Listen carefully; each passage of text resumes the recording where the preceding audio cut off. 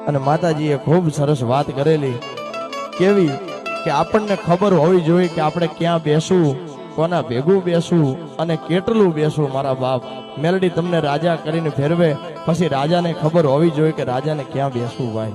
હા, એટલે ભાનુભાઈ માતાજીનો બંધવાળી મેલડીનો શું આદેશ છે કે હંસલા બની મોતી ચણજો અને ખાડા ખાબોચીએ ના બે હતા. હંસલા હોય ને ખબર પડવી જોઈએ મારા બાપ કે તો મોતીનો ચારો કરે, ખાડા ખાબોચીએ નો બેહાય. કે હોના જેવી કિંમત તમારી એન તાંબાના ભાવે ના વેચતા.